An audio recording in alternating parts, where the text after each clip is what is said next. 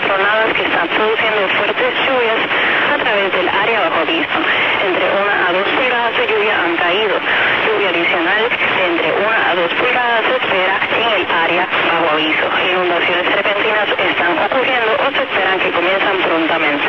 Mire, no cruce carreteras inundadas.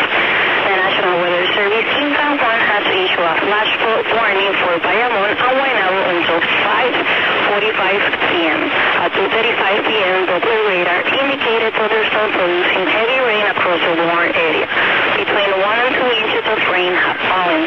Additional rainfall amounts of 1 and 2 inches are possible in the warm area. Flash flooding is ongoing or is expected to begin shortly. So around and drown when it comes to flooded roads.